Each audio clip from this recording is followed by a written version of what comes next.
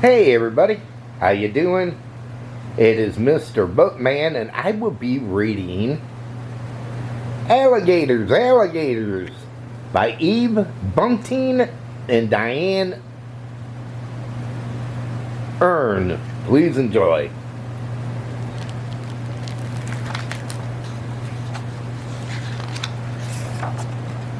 Alligators Alligators.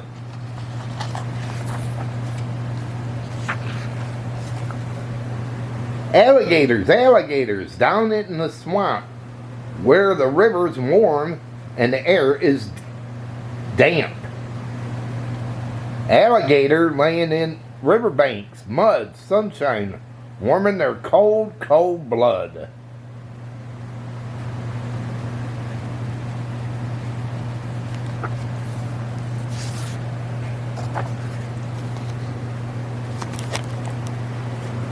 There's a sound upriver coming your way. They don't get to hear it every day. Laughter and chatter, and a whistle blast. The big tourist boat is coming at last. The captain stands. The big boat stops. There's a rattle of sounds at the anchor drops. He points to a bay. This here is Jim. He's 10 years old and I'm proud of him.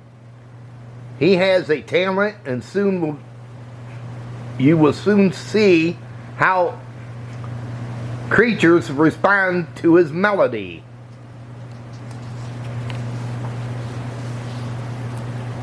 Jim fingers his flute and the music arrives, music that nobody recognizes. Not one of the tourists make a sound as the gators slide in and swim slowly around. But there's a man in a skinny black suit who is watching only the boy and his flute.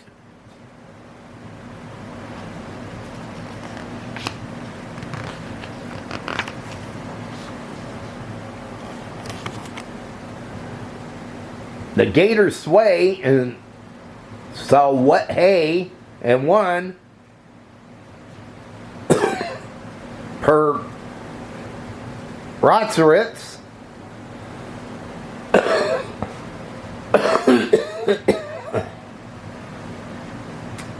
they're cold-blooded killers acting like pets. Are they dancing the stories their ancestors told of centuries past when the new world was old?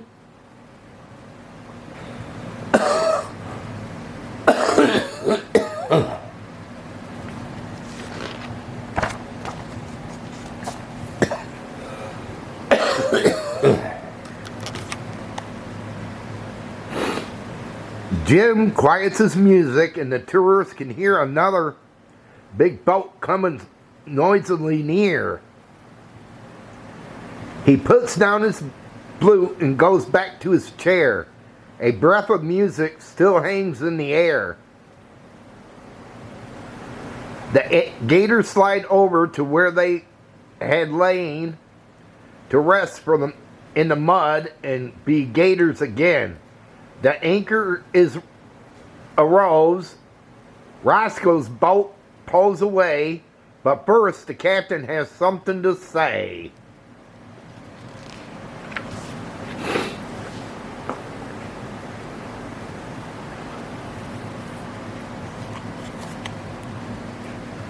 Maybe you heard that these gators are trained, so the tourists like you would be very entertained. You can't train a gator. That's rumors not true. A gator can eat you before you were though. The gift of music belongs to my Jim. Animals gather to listen to him.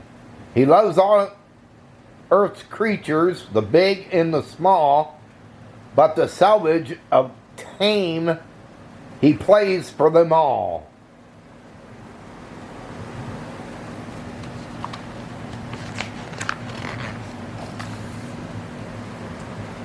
My son doesn't brag about what he could do, but he has agreed that I can tell you I've seen wild coyotes slink up close to Jim, sit in a circle and listen to him. The man in the suit has come up with a plan. It's been on his mind since the music began. He'll steal Jim's flute, fly to some distant land. Wild beasts will come at the flute's command. Poachers, hunters will pay him a lot for the creatures he'll bring in danger or not.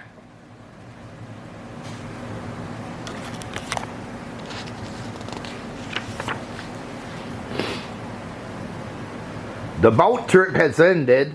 The tourists stream down. They're leaving the dock now and heading for town. But the man in the black suit has remained in his place. Now he gets his feet with a smile on his face. He walks up to Jim in the finest, friendliest way, as if he has something important to say. No one is watching. There's no one around. He snatches up the flute and jumps down to the ground.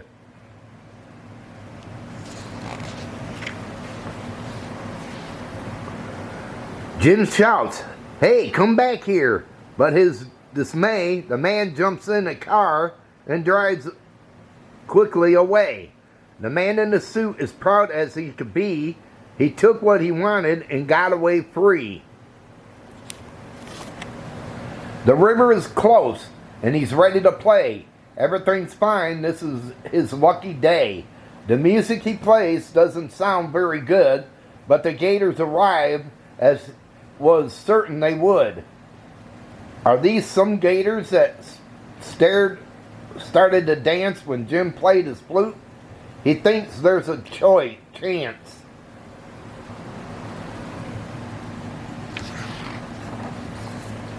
The Gators aren't dancing, so why are they here? He's suddenly filled with a terrible fear. Then comes a splash and a slithering thud as one of the Gators crawl out through the mud. The man screws his eyes shut and scrunches up tight, awaiting the pain of that terrible bite.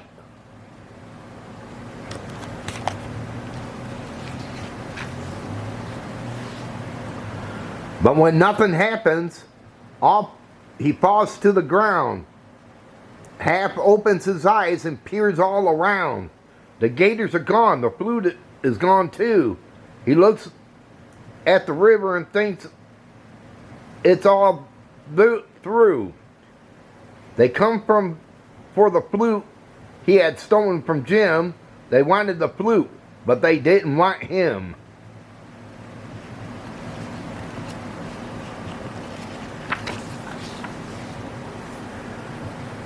Evening arrives. It's 6 o'clock. Roscoe and Jim are still on the dock, cleaning the boat, shining it bright, making it safe for the rest of the night. The river is peaceful, sleepy, and dark, reflecting the light of the riverside park. Jim sees the Gators. He stands up to check, and one drops the flute so it rolls on the deck.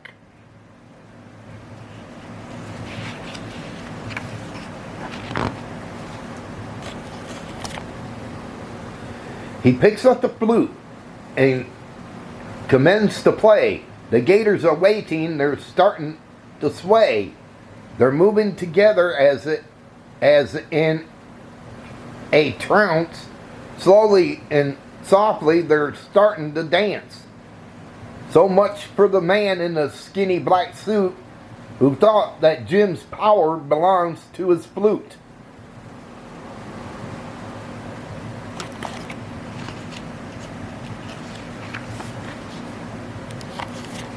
The flute wasn't magic. The flute didn't do it.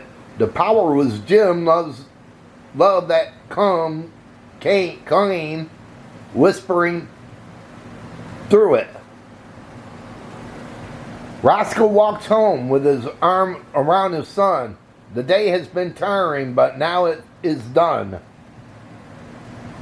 Strangers who notice them think it is cute that the young boy is walking and playing his flute.